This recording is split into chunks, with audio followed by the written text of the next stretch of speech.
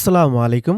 আশা করি সবাই ভালো আছেন। ঘরের ছাদ প্লাস্টার করার জন্য আমরা নিচে সুন্দর করে একটা মাচা তৈরি করছি, যার জন্য আমরা 4 কোণায় 4টা বাঁশ ব্যবহার করেছি এবং ওই বাঁশের সাথে আমরা আড়া তৈরি করেছি। এবার আড়ার উপরে একটা একটা করে বাঁশ সাজিয়ে দিচ্ছি, যাতে আমরা এইটার উপরে উঠে খুব সুন্দর করে কাজ করতে পারি, ছাদটা পরিষ্কার করতে পারি, প্রয়োজনীয় জিনিসপাতি রাখতে পারি, ছাদটা প্লাস্টার করতে পারি। এই জন্য আমরা আড়ার উপরে অল্প অল্প গ্যাপ রেখে সুন্দর করে একটার পর একটা বাঁশ সাজিয়ে দিচ্ছি। আমাদের সুন্দর করে বাঁশগুলা সাজিয়ে দেওয়া হয়ে গিয়েছে। এবার আমাদের কাজ হচ্ছে বেড়াগুলা সুন্দর করে বাঁশের উপরে সাজিয়ে দেওয়া, যাতে আমরা খুব সহজেই এইটার উপরে দাঁড়িয়ে থেকে প্লাস্টারের কাজটা কমপ্লিট করতে পারি, যাতে প্রয়োজনীয় জিনিসপাতিগুলা আমরা এই বেড়ার উপরে রাখতে পারি। যার জন্য আমরা 3টা বেড়া ব্যবহার করছি। বেড়াগুলা অনেক আগেই তৈরি করা হয়েছিল, আপনারা দেখতেই পাচ্ছেন বেড়ার করুণ অবস্থা। বেড়ার ম্যাক্সিমাম কাবারিগুলাই ভেঙে গিয়েছে, কারণ এই বেড়াটা অনেক আগেই তৈরি করা হয়েছিল। বেড়ার কাবারিগুলা সব পচে গিয়েছে। এই জন্য আমরা একটার পর একটা বেড়া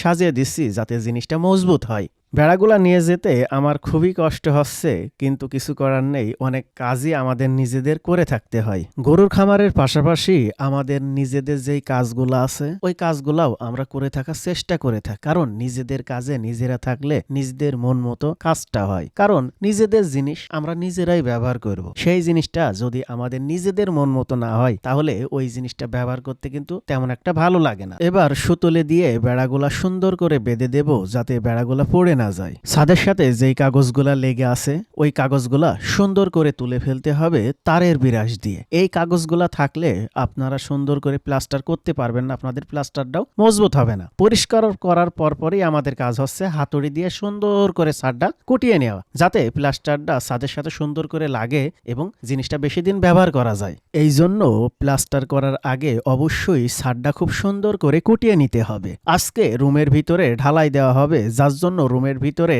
আগের যেই ময়লাগুলা আছে সেইগুলা আমি কোদাল দিয়ে সুন্দর করে পরিষ্কার করে দিচ্ছি। অবশ্যই রুমের ভিতরে ঢালাই করার আগে রুমের চারিদিকে আগের যেই মশলাগুলো আছে সেইগুলা হাতুড়ি দিয়ে ভেঙে দিতে হবে। ইটগুলাও সুন্দর করে ভিজিয়ে নিতে হবে। রুমের ভিতরে অনেক জিনিসপাতি আছে, এইগুলা আমি সুন্দর করে বের করে দিচ্ছি, যাতে এর ভিতরে খুব সুন্দর করে আমরা কাজগুলা করতে পারি। এই জন্য টেবিলটাও আমি সরিয়ে এক জায়গায় সুন্দর করে রাখছি। এবার রুমটা সুন্দর করে পানি দিয়ে ভিজিয়ে নিতে হবে, যাতে মশলাগুলা সুন্দর করে ধরতে পারে। এই জন্য রুমের চারি কোনায় পানি দিয়ে ধুলা বালি গুলা পরিষ্কার করে দিচ্ছি এবং ফ্লোরে যে ইটটা পাতানো হয়েছে ওই ইটটা সুন্দর করে ভিজিয়ে দিচ্ছি। এই কাজগুলা যদি আপনারা না করেন, আপনারা যতই সিমেন্ট দেন, যতই বালি দেন, যতই ভালো মিস্ত্রি দিয়ে কাজ করান না কেন, আপনাদের কাজটা খুব একটা সুন্দর হবে না এবং জিনিসটা টিকসই হবে না। রুমগুলা সুন্দর করে ঢালাই দেব, যার জন্য আমাদের প্রয়োজন হবে খোয়া বালি আর সিমেন্ট। ঢালাই দেওয়ার আগে আমরা ইট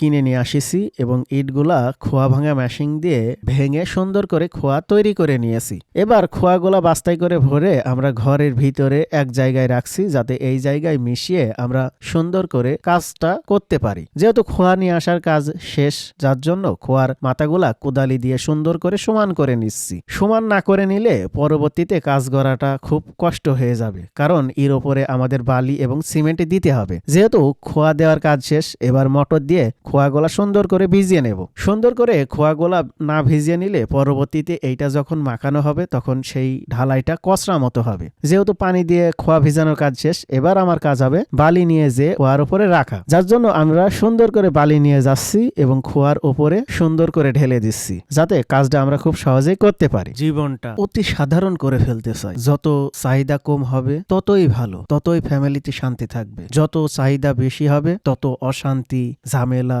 রাত্রে ঘুম আসবে না। এই জন্য আপনারা সবসময় চেষ্টা করবেন চাহিদাটা কমিয়ে নিয়ে আসা। বালি ফেলার কাজ যেহেতু শেষ, এবার আমার কাজ হচ্ছে সিমেন্টটা ফেলে দেওয়া। তাহলে সিমেন্ট, বালু আর খোয়া 3টাই আমার ফেলা কমপ্লিট হয়ে যাবে। 3টা জিনিসই যেহেতু আমার ফেলা হয়ে গিয়েছে, এবার আমার কাজ হবে 3টা জিনিসই ভালো করে চারিদিকে ছড়িয়ে দেওয়া। চারিদিকে দেওয়ার পরই আমার কাজ হবে 3টা জিনিস ভালো করে কোদাল দিয়ে মিক্স করা। এই 3টা জিনিস যদি ভালো করে মিক্স না করা হয়, পরবর্তীতে এইটা দিয়ে ঢালাই করলে কিন্তু ঢালাইটা ভালো হবে না। এই জন্য অবশ্যই এই 3টা জিনিস 2বার ভালো করে মিক্স করতে হবে। যেহেতু 3টা জিনিস সুন্দর করে মিক্স করা হয়ে গিয়েছে এবং মশলাটা ঢালাইয়ের জন্য উপযুক্ত হয়ে উঠেছে, এবার আমার কাজ হচ্ছে এই মশলাটা আমার রুমের ফ্লোরে সুন্দর করে দিয়ে ঢালাই করে দেওয়া। ঢালাইটা সুন্দর করে বাড়িয়ে বাড়িয়ে সুন্দর করে চারিদিকে ছড়িয়ে দিতে হবে। তারপরে কুন্নি দিয়ে সুন্দর করে সমান করে দিতে হবে। আমার রুমের ঢালাই করাটা হয়ে গিয়েছে। ভিডিওটা যদি ভালো লাগে তাহলে অবশ্যই চ্যানেলটা সাবস্ক্রাইব করবেন।